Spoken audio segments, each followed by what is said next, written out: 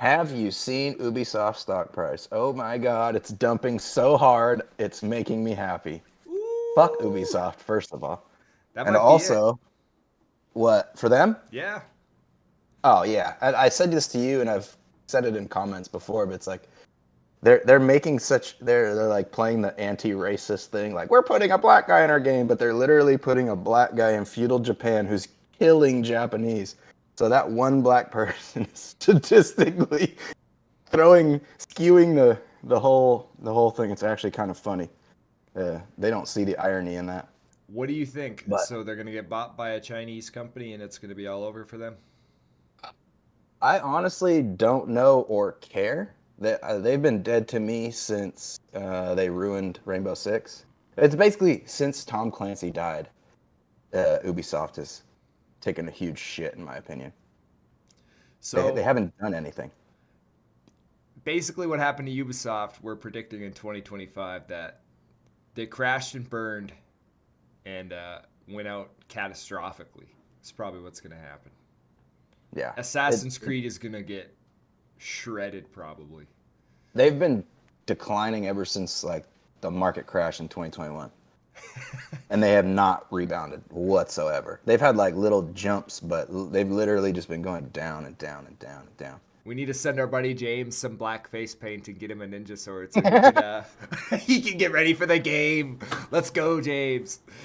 Gift card to or a plane ticket to Oh my China God, or can you Japan. imagine Japan. the what do they call it? Uh, the cosplay of that. Everybody just blackface with a samurai. Yeah. What are you Oh supposed geez, to be? A black samurai. yeah. Ubisoft really screwed the pooch on that one. Yeah. They were reaching way too hard to try and be inclusive. So, they don't even know what that means. But anyway, They do not. We do no. have one more thing that's brand new into gaming. What? Duce released, or I mean, sorry, Duce. Doom released their gameplay trailer today. It's 1 minute long. If you want to watch that quick. Yeah, if you want to pop it up, I Yeah, haven't yeah. seen it. Oh yeah, this can be awesome. You can share your screen if you want. I heard Grant and James talk about it on their little deal, and Active Reload will give them a shout out since they're bigger than us. Um, and they're both hyped on it, which you can't really go wrong in a Doom game. Yeah, You know, outside of the fact the guy who does the music's different, but I think they know the recipe now. So I think regardless of who is in charge of that aspect of the game, they're still gonna nail it. they just but the gameplay trailer just dropped 21 hours ago. It's only got 325,000 views, so this is fresh. Only 325,000. What's the? You don't have a. You can't see dislikes, can you? No, I doubt it's ratioed at all, but I'd be curious just to see all right. what people thought about it. Are you gonna share it? I better share it so everyone can see it, huh? That's what I'm screwed up here. Um, Let me share you it know, so everybody can we can see it. put it in it. We can put it in after. Yeah, yeah, yeah. Ready? We'll just put it in after. Yeah, go.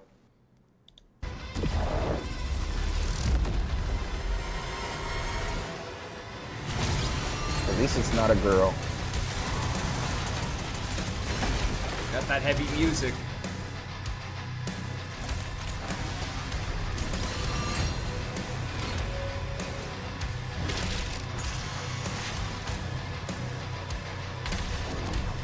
It's hard to.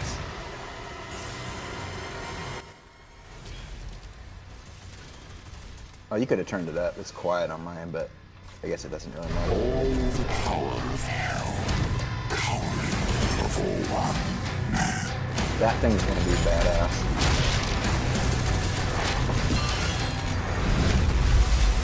My only hope for this is they don't make it too easy.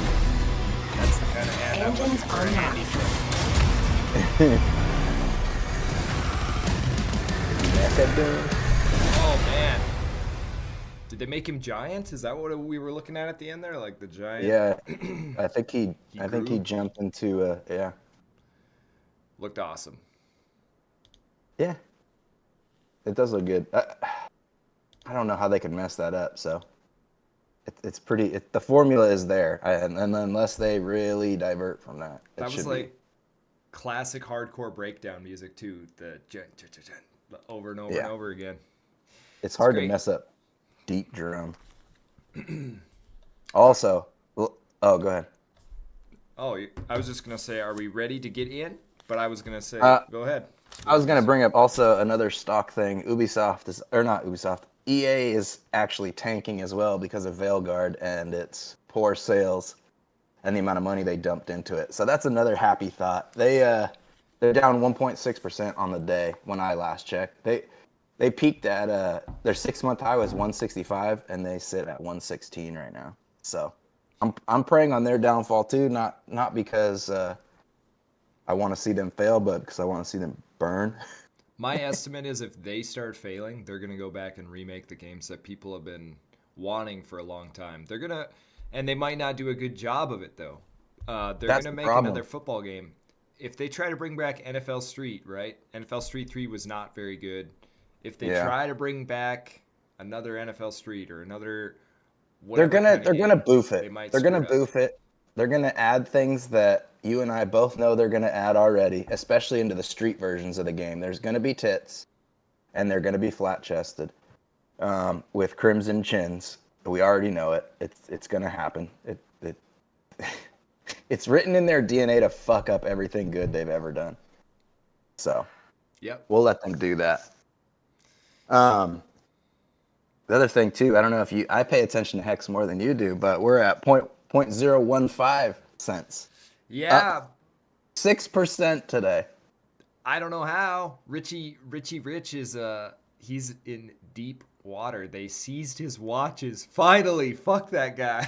They took his Well, maybe watches. that's why there's a bump because he's no longer really got any sway in the game. They might have froze his wallet addresses too. Who knows if they can do that really? But Richard Schuler. So finally, that country that he escaped to, I think it was Helsinki, Finland. They that wasn't an finally. escape. That was a fled. He fled to. Oh yeah, yeah. He Finland's finally against him too now, which is good. Probably a douche. Why would you want to take a douche in? Yeah.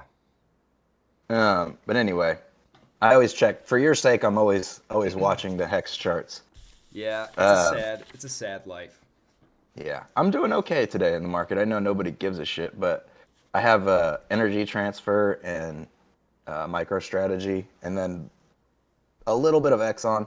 But my newest acquisition, it was a while ago now, was Palantir Technologies. They do AI stuff, and I don't know too much about them, but from what I've, the little reading I've done, I was interested in what they're doing, and hopefully their future is bright. A lot of people are like, it's gonna tank, and I'm like, you guys are retarded, I think too. So we'll see how it goes. Is that up But today? anyway, yeah, it's up 3%, and for a stock, that's pretty good. It was What do you floating get down in that the on low 70s. Robinhood or No, I believe I bought them on my Vanguard account. I have a Vanguard account and a Schwab account. So oh, Schwab's good. yeah, the only reason I had the Vanguard is because it was started for me when I was like a little kid, and I had money put into it from working from an IRA. So, I just do something with it. It's just invested in some small stocks. There's not much money in there, but maybe one day it'll be worth a little bit. The biddy's at 106 today, so it's up 2K from last week's podcast episode. Yeah, it's at right now 105,992. So anyone that had a biddy, you made 2K in 1 week. Congratulations. I sold $500 worth the other day. I had to buy some stuff. Oh, just kidding. You It got to was a do what you mistake, got I to know, do. but yeah, I got to survive. I got to pay bills. So anyway, Realistically, the odds of it getting to 200K is going to be hard for a long time. So that 500 is not yeah, going to turn into 1,000 for probably quite a while. I think 110 is going to be a real teetery point too, just because people are like a lot of people are skeptical of it still. My biggest problem with it in general is that people long and short it, people that do options trading on it. I can't stand that. I feel like it's so disrespectful. Yeah. But I people are people, so let them do it. Whatever. Yep. All right. We're going to get into printmaking today. The first thing I wanted to start off with, I'm going to be asking Duce a series of questions. He's going to be talking probably a lot today about this. The first What's thing new? I'm curious about is why, or not why. That's the second thing. How'd you start? How did you start? Oh wow. Uh, I started back in probably 2012, maybe. A buddy hit me up because I've always done art. A buddy hit me up and was like, "Hey, can you do a logo for this guy?" And he And knew you were the best at drawing dicks. I was the best dick drawer. Sorry. Uh, big old veiny ones. And so I did a logo for him. He liked it, and he still uses it to this day. It was for a chocolate bar. Oh, Yeah. So eventually, that evolved into clothing. So was this the I trendy started. chameleon? No, that's a different friend of mine. He has his own company, Caffeine and Kilos. If you're into working out and coffee, um, but that I started it on a Epson printer and sticker paper, and then I got like a little Cricut cutter, and I was doing all of his packaging. I was making thousands of labels on a fucking Epson printer and just hand cutting out everything. Like it was shit. But eventually I upgraded and got myself a roll-in printer, and then I upgraded again from there and got another roll-in printer and then a roll-in plotter, and yeah, Interesting. And I did a why little screen printing why stickers? Why was that your first thing? because it was the easiest and most accessible, and it was there was a high demand for it because I was in California at the time, and the weed game was very underground. So a lot of people don't like going to like big companies and be like, make my weed products. Now it's a big deal. It's like a whole market. There's companies that are exclusively doing that.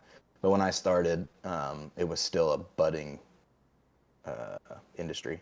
What a pun. No pun intended. Yeah.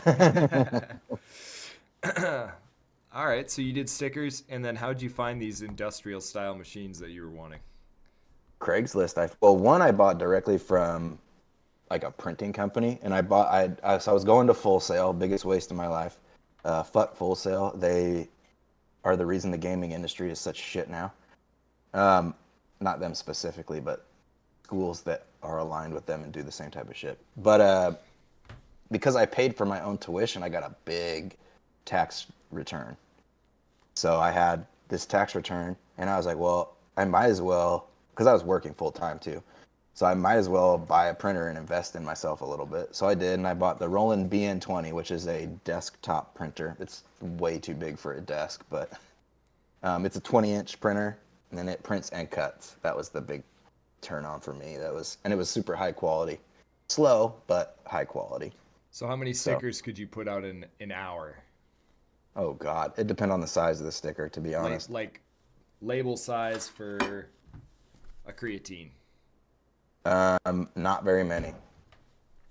In an hour, maybe print and cut. So that's the thing. I didn't really understand it either at first. I was printing and then cutting immediately, but what you want to do is print, let it dry, and then cut. So that way the ink doesn't curl the edges. But I didn't have too much of a problem with it for some reason, in the beginning anyway. But I don't know. It depends. It would depend on the amount of color, and you can set different print speeds and different quality levels and stuff like that. So Interesting. not very So many. you get all that stuff going, you got your stickers going, you decide you're going to leave your full-time job at some point. Well, no. So I had screen printing and sticker experience previously.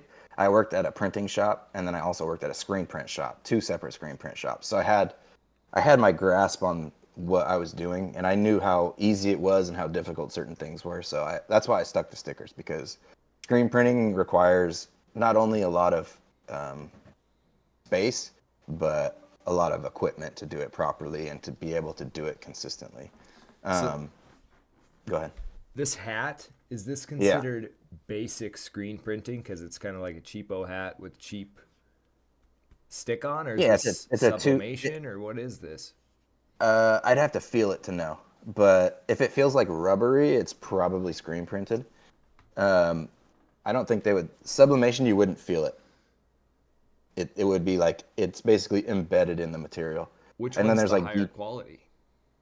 it depends. They're just different applications. Screen printing is like it's gonna look the best, but like sublimation is gonna have the most detail, like pack detail. But then now there's DTF, or DTF or DTG, which is direct to garment. So you can, and I've been doing DTF stuff, so direct to film. So it basically prints any quality image onto a piece of film, and then you just heat press it on. So far, the quality on those has been pretty good, but shit, sorry. Um, yeah. And So and you find so you do this DTF DTG. Is that on an industrial level machine as well? yeah, yeah. I order mine out because to do it in house requires a lot of maintenance when you're not using it. Even when you are using it, because you have to keep the head running so it doesn't dry up, and there's just a bunch of stuff that goes along with it. So I opted out of getting a DTF machine and went with an embroidery machine instead, because embroidery can sit for fucking months and you don't have to touch it. Just add some oil and grease and it's ready to go whenever. So I figured I could do in-house embroidery and get my DTF done through a company that can ship them to me at a good price and a high And quality.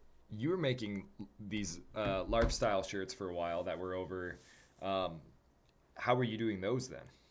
Originally, so I started it in 2016, and originally I had a little 4 screen print unit and a flash dryer, which is just like a little heating unit that goes over the pallet when you're printing onto it.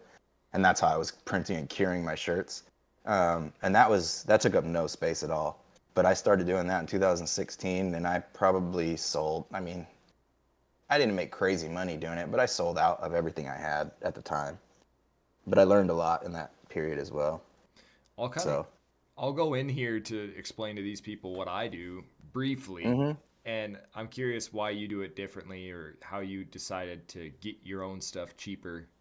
Um, I make these shirts, like I made a shirt, the logo and the graphic, but I had to order it on Printify, and then if people want to do Printify to Shopify, they can. But basically, Printify is a more expensive way to get my stuff. I basically have to make the design, and then people at Printify will make it, hmm and I can order it in. Why would you like? How did you figure out where to find the cheap stuff, the cheap warehouse product that these people are finding? So I um, can't find it. I mean, they're getting their stuff cheaper than that, but I feel like just ask me and I'll tell you. Uh, there's like shirt and like a garment warehouses that sell stuff online at pretty good prices, and even if you have like your a legitimate business license, it's not that much of a discount. It comes down to bulk. So like Printify, they're buying stuff by the thousands, 10,000s, and they're warehousing it themselves. So for me to go through them, I would be taking an immediate loss because I know what stuff costs. I know how much it really costs to do these things. Like even the DTF stuff, I'm getting ripped off a little bit, but it's I'm minimizing my loss in that by not doing it myself. Um, I've just always been about trying to figure out how I can do it without using other people, essentially, because I've been in the industry for so long, and I know what costs are and what people charge for them. Like you can buy a hoodie anywhere between $12 to $42 blank hoodie, depending on the quality, thickness, material, whatever. And there's companies that are buying $20 hoodies and flipping them for $80 Jeez. just by slapping some stupid logo on them. So, I mean, if you were to do that through Printify, you're going to be losing probably 20% of your profit just for ease of access. And I'd rather grind it myself and put the work in before giving that work to somebody else, basically. Interesting. And then you would, as far as that goes, your quality of material, from what I'm finding in the past 6 months, or even this past summer in 2024, the prices of shirts have went up huge on Printify, especially. Like if you wanted to bulk order something, you start out at a way higher price now than you would What are six you months paying ago. per shirt? I mean, it comes down to brand too. Like there's Gildan Hanes, 64,000s, Gildan, just the yeah, unisex Gildans, a, they're running a like three Gildan or four shirt. dollars higher. Whoa. Mm-hmm. Here, I can pull it up. Let me pull it up on my end just so I can see. But like Gildan shirts are usually the lower cost Yep. option. I usually go. It depends. I've kind of like shifted where I'm at lately. I go, yeah, 64 Gildan right here. I've been going with either Bella Canvas or Next Level, and those are my two favorite. Yeah, like a white Gildan. What is this? Is it bone? Yeah, a neutral color Gildan is like $3. Yeah, they're over $8 right now on Printify. Let's see if I 8.16, get I think.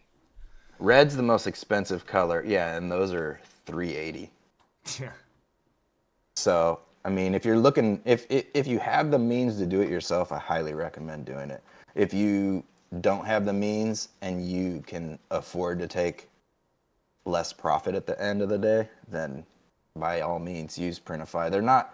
I mean, they're not really ripping you off. Depends on what they're using. If they're using a DTG machine, which they probably are because of the detail in that shirt, they're definitely not screen printing it. They might offer screen printing, but then you're paying different fees. You're paying for setup. You're paying for screens. You're paying for a lot of man hours to be put in to, whip out shirts. I used to do a couple thousand shirts a day when I was working for a different company, and you get in the flow of it. But as soon as you change design, everything changes. You have to set everything up, get your colors ready, make sure everything's moving along. So there's a lot that goes into it depending on what process they use.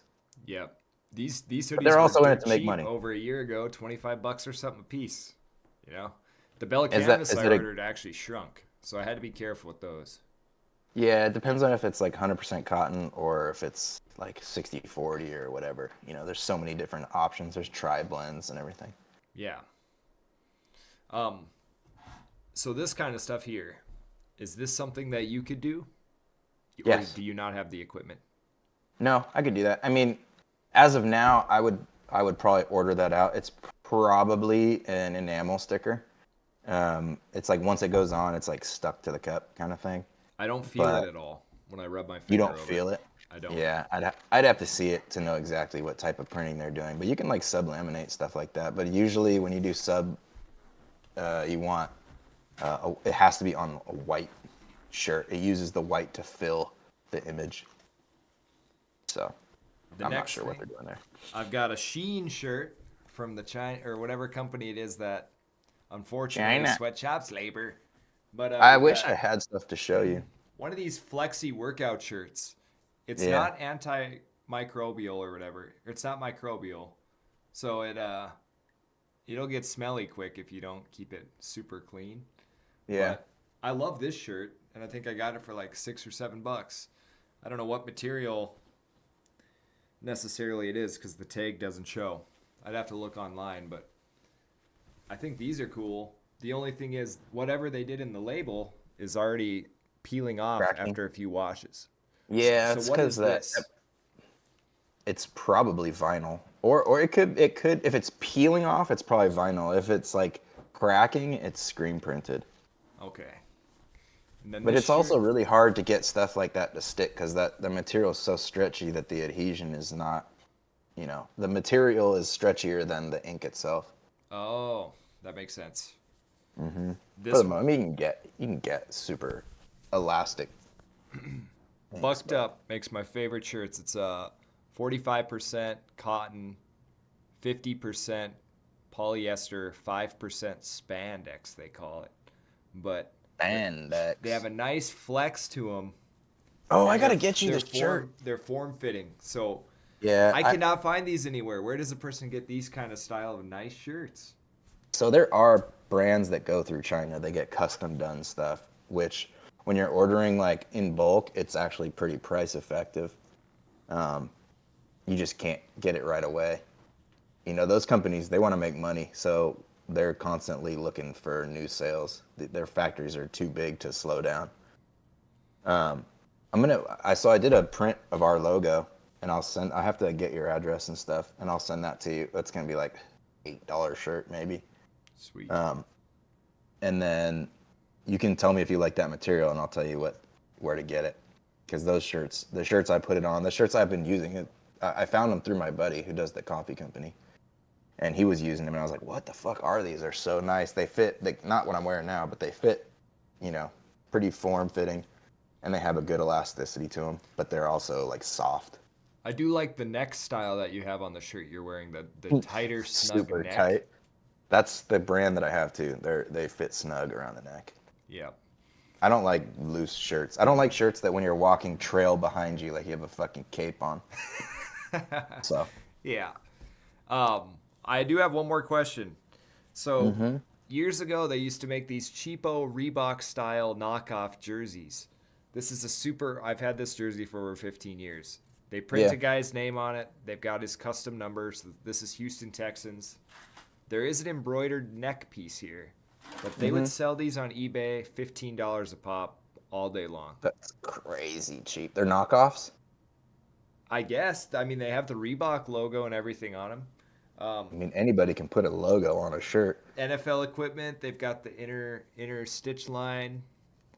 I mean, if it is actual NFL, that's how they sell them so cheap. Somebody probably got a box of them. Yeah, I don't know. How did they get away with that years ago? What kind of printing is that? Because they changed NFL Chinese. jerseys since then. It's like Chinese. I mean, they're probably printing 10,000 plus of those at a time of each name. So for them, the cost is probably under $2 with printing done. Because all that printing, most of the printing is done on automated machines, even if it's screen printed. Jeez. They have big machines that'll automatically. All the person's doing is taking the shirt off, flipping it, and putting it on either the arm board or getting the back side and the front side done. So I mean, there's a little bit of labor involved, but when you're doing 10,000 of those plus, they're probably doing a 3,000 a day, so they can get it costs them nothing. Especially when it's just some little 5-year-old kid doing it. How many people do you think need to run one of those Chinese warehouses? It would depend on the money invested. I mean, one guy can run a 24-head machine easily because it's automated. So they just stand there and just make sure that the shirts are going on and that the machine there's ink in all the screens and all that. So sick. Yeah. You kind of answered about embroidery. That was my other question. What made you do embroidery? Let me go 5 seconds. Yo, good thing you had your head down, but I know you're recording because my butt cheeks were just there. What'd you say? Don't put my butt cheeks in. I'm Are not you wearing naked? pants. I was just doing acid etching on the concrete in the master bedroom, so I took all my clothes off. What the hell? Okay, so No, I didn't see that on the recorder. You can put it in then. I don't care. No, I'll cut it. All right. So we'll just do brief embroidery thing. So this is a beanie I embroidered. It's kind of hard to see the detail on it, but there's the inside, and then I'll show you this other hat. So this was a sample hat that I did, but it's a full front. The N is actually has foam behind it, so it's like poof. You can kind of see. But this was I just drew this on my iPad and then took it into the software that I use and then, recreated it basically. You set the layers, you set the stitch type, you set the density, and then you can see how clean the lines came out. And this was just a sample hat, so it was my first go. But I don't know, I would never send this out to another company and be like, can you please make this for me, please? I feel like it's something that I should learn how to do, and that's obviously doable. I mean, the first embroidery machine I bought was a $600 set. Fuck, I forget the brand now. It wasn't Brother. Maybe it was a Brother. I don't know. But I started embroidering on that, and I hated it. It was a piece of shit. Nothing good came out. So I was like, you know what? We're going to just go all in here. And then I basically got a loan for 13 grand and bought a, what the hell's the brand? Anyway, I bought an industrial machine, a 15-head machine. And how much time does it take to print out one hat like what you just showed me?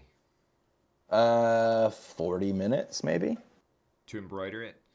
Mm-hmm. And do you have an estimate cost of like energy consumption for something like that? Very minimal. Couple I know the pennies. thread, it's probably somewhere in the 10-cent range.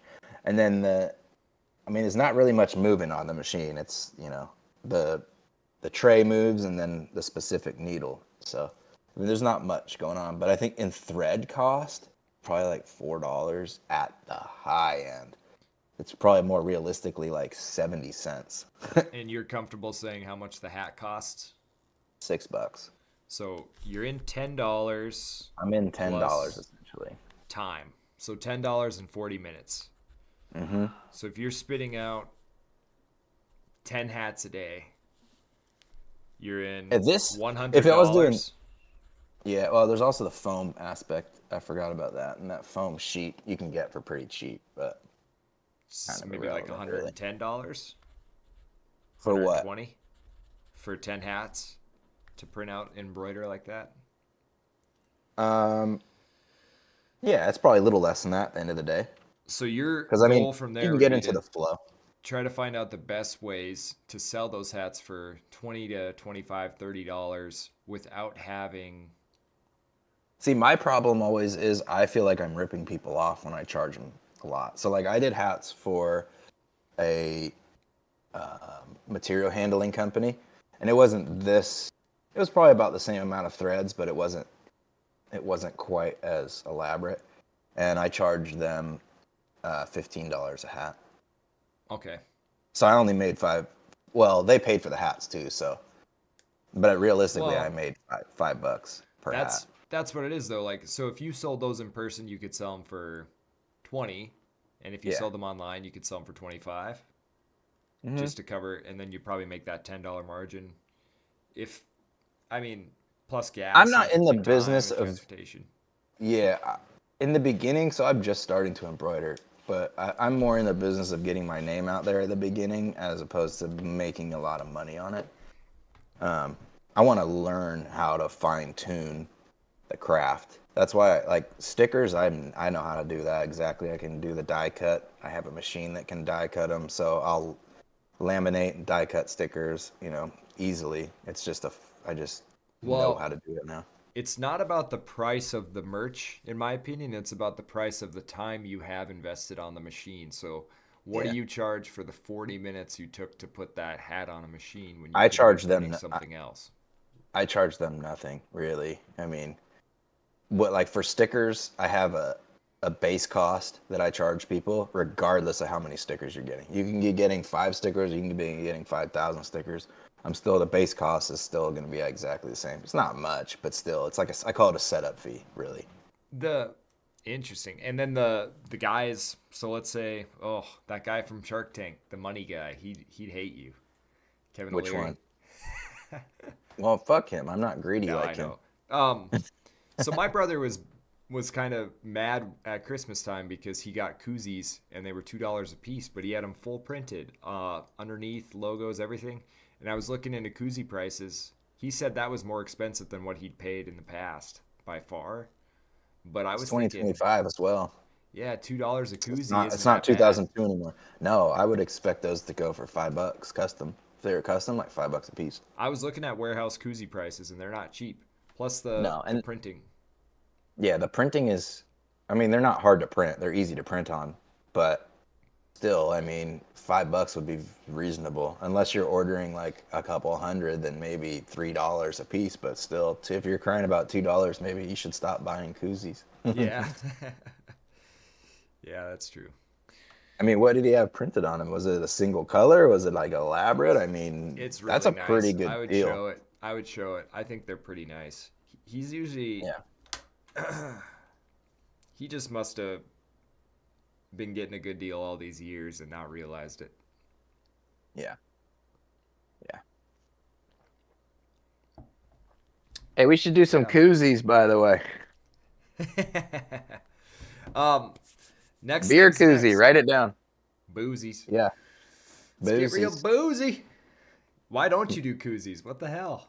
I don't drink, so I didn't think about it. Okay, Oh, we had an old idea. I'm such an idea person, it's terrible. I've always had these great ideas and It was basically a koozie for your bong, and it was called bong grips. Like when you rip, when you rip a bong, that's called a bong rip. So it was bong grips, and it was just a little, basically a gripped beer koozie that would go around the top of the neck of the bong that had a little spot for your lighter and shit. And this was like fucking 15 years ago, so it's probably exists now. Another missed opportunity by me. I'm not gonna, I can't tell you all of them because some of them I could still do, but Right. that would have been a fun one. It had a good name and everything. That's the problem with being an idea man. You don't want anyone to know the ideas. I'm the same way. I've got a lot of them over the years that I just don't want to tell people. I don't I want to see risk you it. sneaking around I back there, know I dingus. know I'm not an engineer, so I can't make a lot of that stuff, but I need like an engineer to do some of the stuff that I've thought of. Yeah, which is what I think 3D printing and milling and like laser cutting and all that shit kind of is getting us closer to being able to do that. Because like, I really want to get um, a 3D printer and what do they call it? I forget what it's called. It's basically you take a router, a CNC machine. I feel like you could do so much with those and just like prototype shit, even if it's not for mass production. You could still like take your idea and turn it into something physical. Like even like I'm rebuilding her master bedroom right now, got in the carpets and ripped out an old closet, and I'm gonna be doing a built-in wall unit desk. And I feel like you could do, if I had a CNC, I could do like elaborate corner pieces and like have shit that actually was like, kind of fun to fuck around with and like add some custom elements to it. But Yeah. I cannot. I will soon though. That's soon to come. I like Three, stuff you can tinker with. 3D printing is it's been around so long, but it's hard to tell who's doing it, like how many people are doing it, and there's A money to lot be of people made. are There's doing it. money to be Well, made for sure. the problem is when I wanted to get into it, I should have, because by now I would have mastered it. And there's people that just have 10 semi-industrial units in their house, and they're just manufacturing They're stuff cheap. all day. 3D printers are Yeah. cheap. It's just the know-how, and like it really comes down to the design of the print. Like, are you designing the print? Like, that's the part you have to get good at, or is somebody else sending you a design and you're just printing it for them? What the Kind of hell's thing. going on with the TVs at Walmart? 75-inch TVs, $400. 90-inch TVs are dropping like they must have made too many TVs. When my They're dad so bought cheap. the first HD plasma TV, my dad bought one for $13,000, right? That's crazy. And that was early 2000s, somewhere in like real early 2000s. And it was a Fujitsu. And there was only one channel that actually had HD programming, and it was called HD. It might have just been HD TV. But we would put on, and we would just sit there and watch tennis matches. Like, oh my God, the clarity on this fucking thing is insane. You know? And because the guy that installed it for my dad is a family friend, and I went on to work for him, and there was people that had those old Fujitsu plasma TVs in their house, and they were spending like 40, 50 grand on a TV, like on TVs, sorry. And the when LCDs started coming out and the prices started to drop and plasmas kind of phased out, and then there was just different types of LCD monitors and stuff, like the price has come down. I mean, I would say, fuck, not even 10 years ago, a 50-inch TV was $2,000. Yeah. You Technology's know? getting cheaper and cheaper, Yeah, it but is. And I I don't know think how they're they're they're selling getting. those 90 inches for that price. Maybe I think nobody they're just wants a getting. 90 inch. Well, what's the They're resolution? I mean, 4K at 90 they're is like a 1080p at 20. So I mean, it's just upscaling the manufacturing process that they've already pretty much mastered. yeah. So I wouldn't say pretty much. They have mastered the panel production, but there's only a few companies that do it. I mean, there's obviously knockoff companies that are making panels, but most of those companies make panels for the big companies. They have just different graded panel like ratings. Like this panel was good enough to qualify for a fucking high-end Sony, but this one from the same batch is only good enough to be a Vizio. So You seen that video where these two guys are taking a giant TV up staircase and they're on like a balcony outside and the kid punches the guy in the nuts and they drop the TV over the balcony? Oh, I have seen it. Yeah, What would you do to that kid? I would push him over the fucking balcony. I Yeah. mean, it depends. TVs nowadays are so cheap. Like you're saying, like $500, you can get a pretty solid watching TV. The problem with me is I'm such a technology stickler that I want my TV to have the best grade of gray response time. I want to have the lowest latency possible.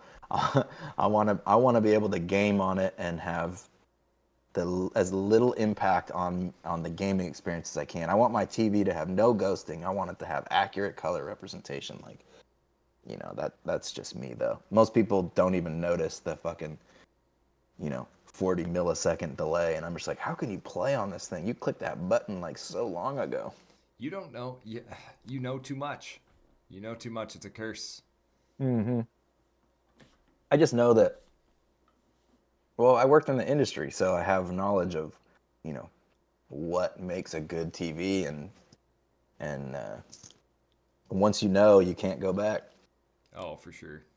Plus, tube TVs were the ultimate. We grew up with the best. Well, maybe not you, but we grew up with like the best TVs. Tube TVs, CRTs have like an amazing response time. Like there is no response time. It's like instantaneous almost. They like repaint the picture.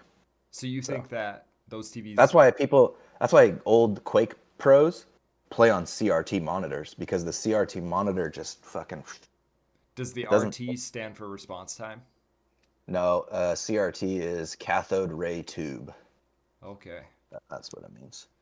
And why is it that PlayStation 2 looks better on those TVs? Because it was made for those TVs? The resolution, yeah. It's just the resolution and the way that it, because it's not pixels on a cathode ray tube. I don't even. I couldn't even explain it anymore. I don't know anymore. It was knowledge that has faded from my mind how they work exactly. But It must be something to do with, too, that they were never meant to be played on such giant screens. yeah, you're stretching colors. You're stretching out an image that was meant to be viewed on a fucking. I mean, the biggest TV most people have was like 36 inches, and that was big.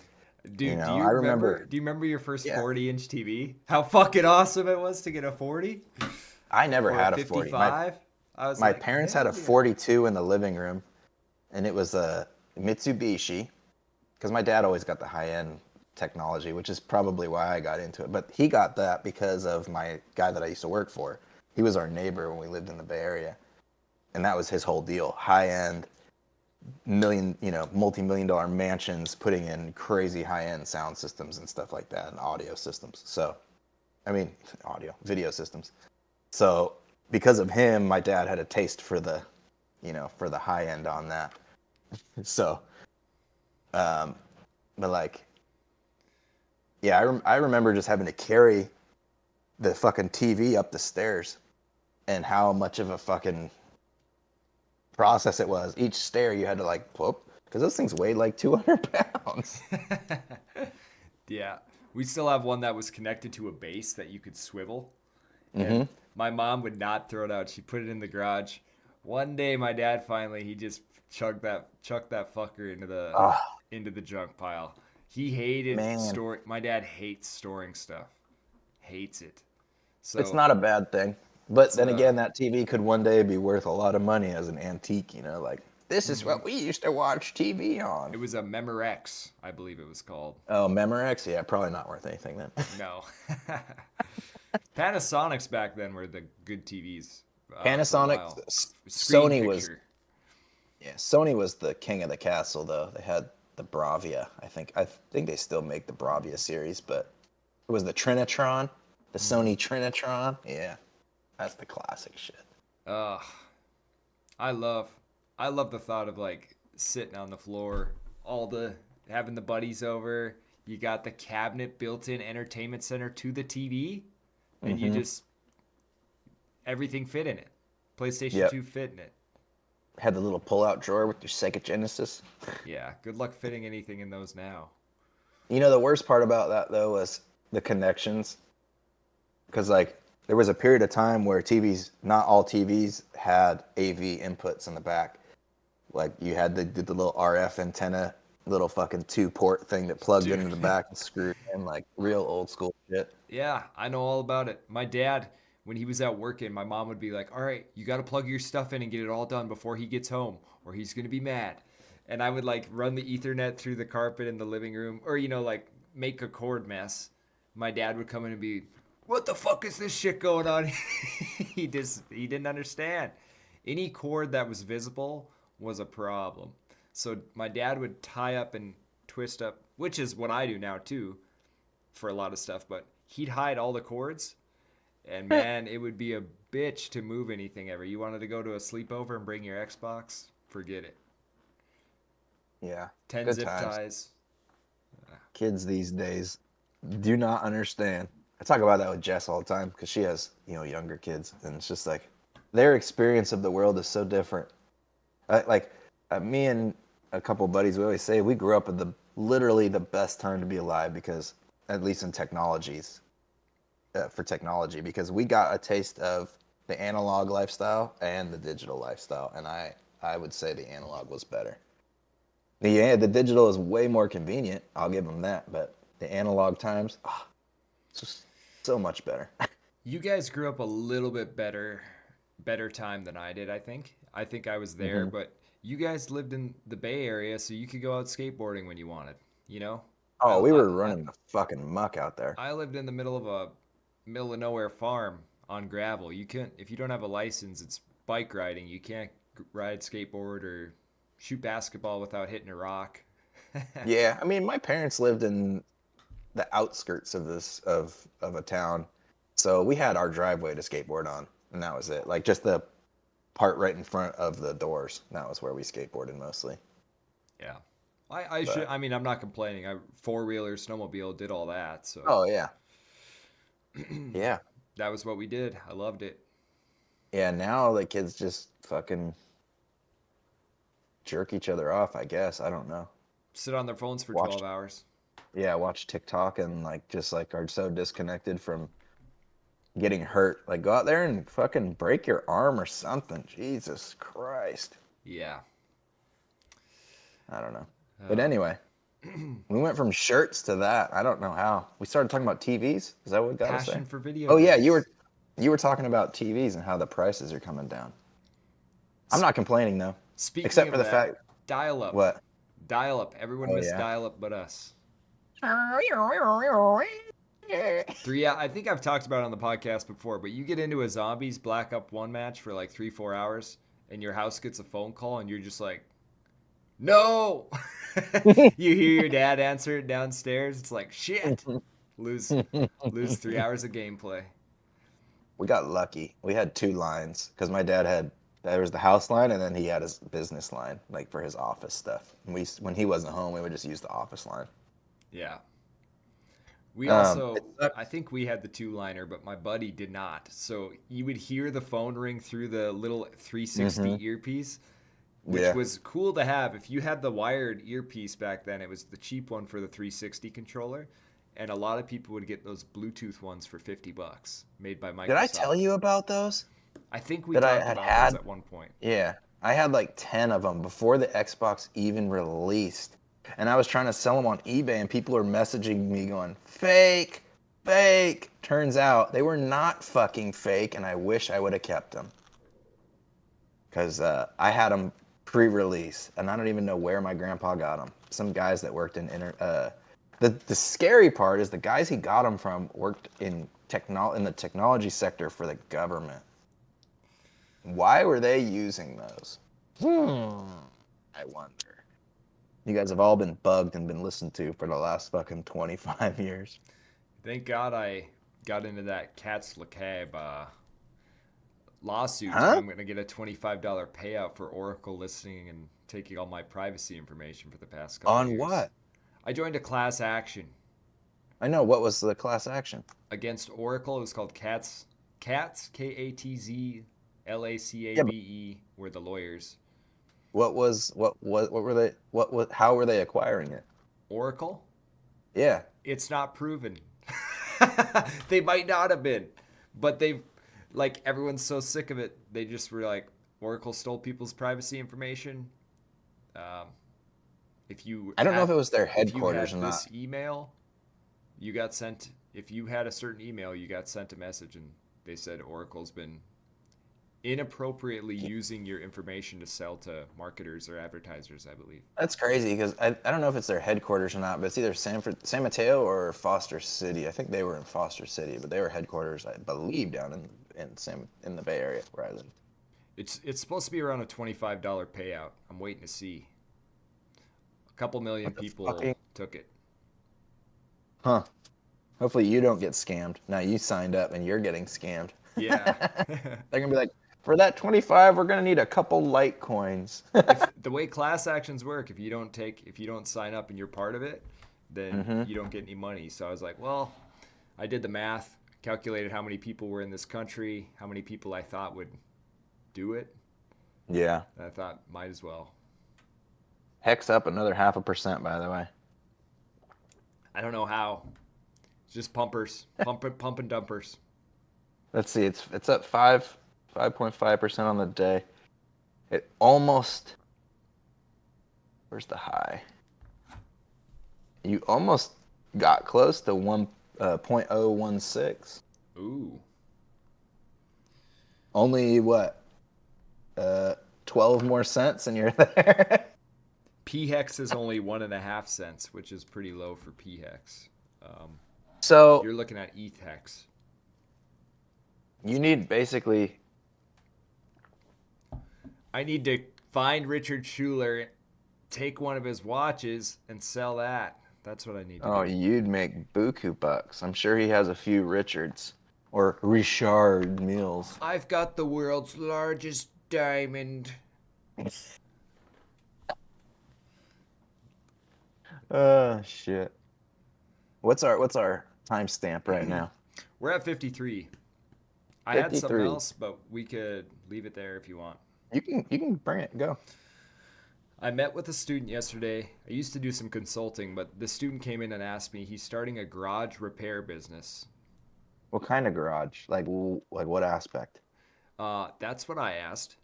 He's doing motor repair, lubing up the garages, fixing Oh, stay away anything, from those springs. fixing anything that's wrong. And he knows that springs are so dangerous, so that's why he sees the market, because he knows how to work on garages because he's done it before. Well, at the very end, I finally asked him, no shame, you need to tell me how many garages you've done. He said 5. He's a 16-year-old kid. I was like, ugh. I mean, the kids, motor aspect is the motor, like the drive and the channel, like those are things that anybody with a little bit of engineering understanding can like fix, Yep. or mechanical understanding can fix. So But he's the spring is a totally different ball game. yeah. I mean, you're messing with powers beyond. He said he can do the spring, and I'm like, ugh. How many has he done? And he should at least find somebody to prepare him for death. Yes. Because, I mean, that's the kind of energy you're messing with on those things. Yeah. Because I don't know if you've ever felt a garage door without a spring, but they are not light. They are fucking heavy. 200 to 300 pounds at least, I believe. So Depending on the type of door, yeah. But like the old wooden ones that most houses used to have, I mean, those things are really fucking heavy. yeah. Really heavy. So we talked about it. He's really hooked on getting a website. I said, man, you got to get a Facebook for this kind of thing because it's local. And I said, maybe you should get some business And you don't cards. have to pay for it. Yeah, go to the local, I'm a small town, so I said, go to the local mail, like the post office, and give her a stack of your business cards and tell her to put one in every mailbox. She'll do it. Like, you go to the school in the town, she'd probably stick them in there. Or I said, at the very least, stick them on the cork board, or go around. Yeah. If she doesn't do it, go around town and just hand your business cards out. But then I said, you need to go to the apartment complexes and say, if your maintenance guy's out sick or whatever, call me. And he's like, oh, really? And I said, they're all the same fucking garage. Why wouldn't you? Like, you're working with the same garage opener if you're doing that. If you're going to people's houses, you're dealing with different things. So we laid it out. He said he'd do a door if he absolutely had to.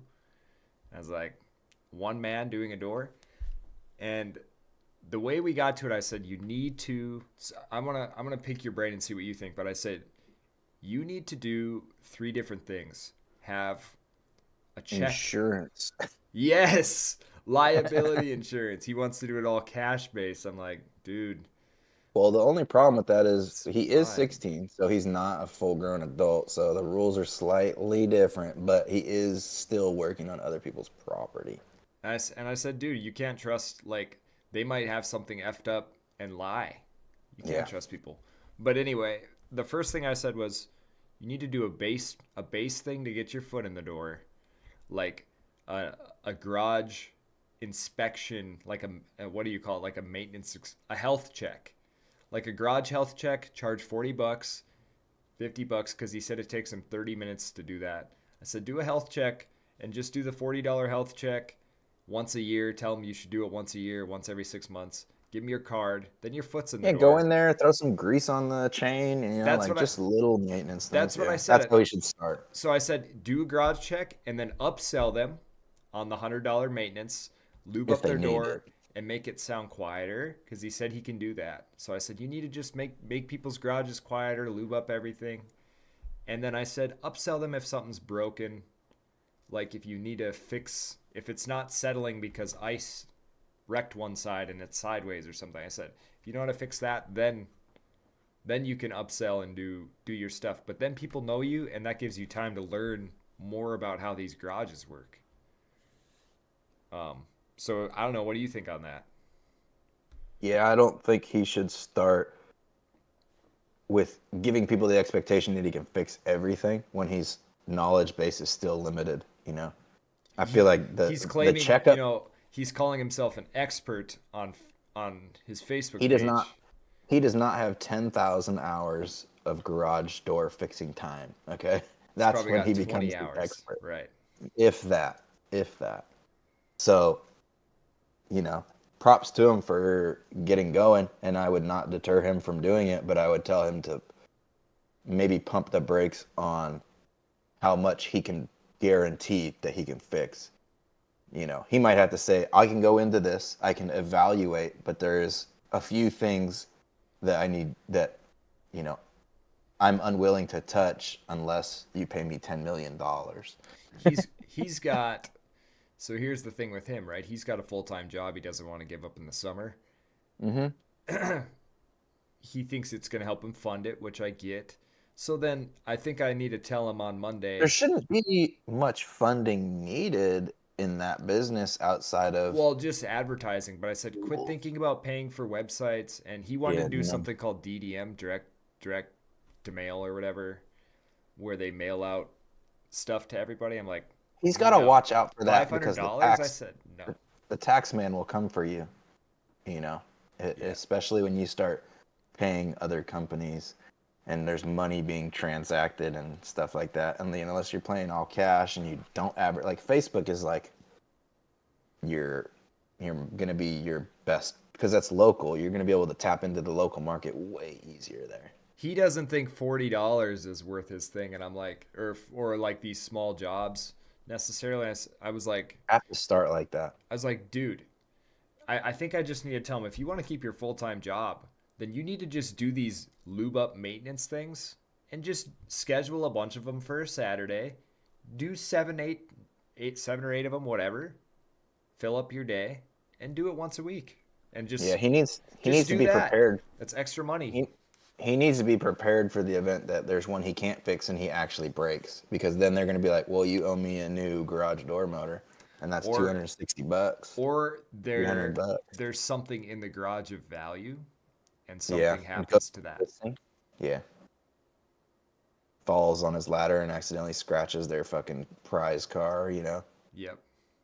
There's a lot of things that could go Well, wrong that he's two stall not. garage, they might not have both vehicles out of there. They might only have the one out of there.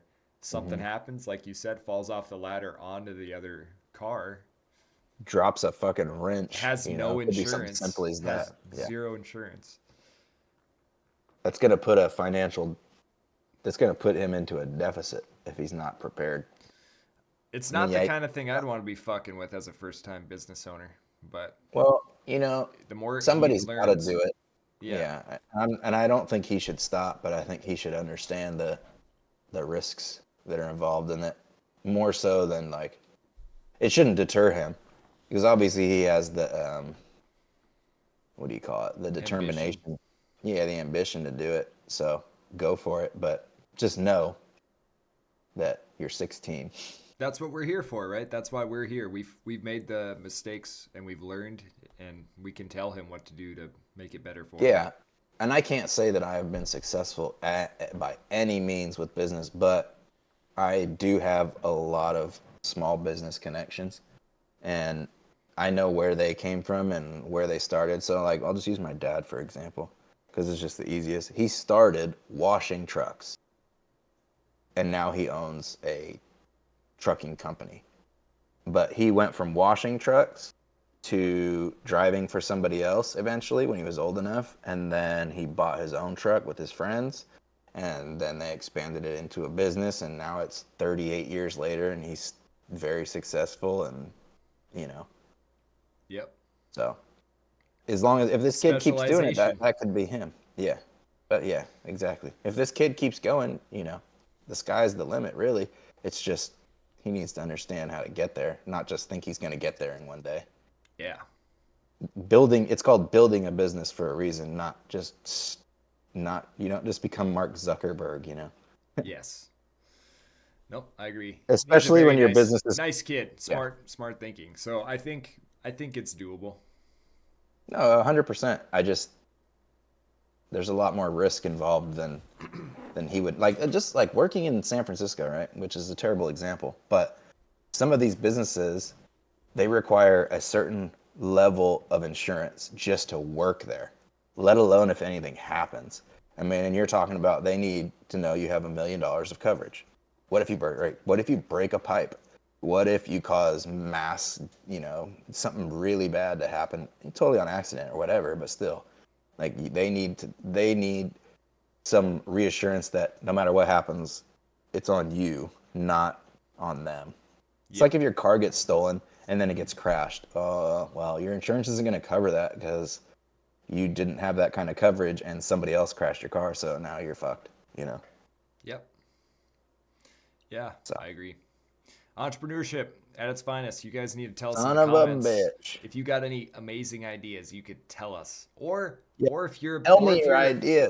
honestly though, if you're a business owner, if you started your own business, let us know. We're curious. What'd you Yeah, do? or if What'd you you have grind? money to invest in ideas, you I won't tell them on here, but Yeah, I'll yeah, tell you.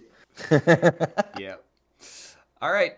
Thank you guys for watching Not Married to the Name. I'm PBR. This is Deuce. We'll be back at you again soon.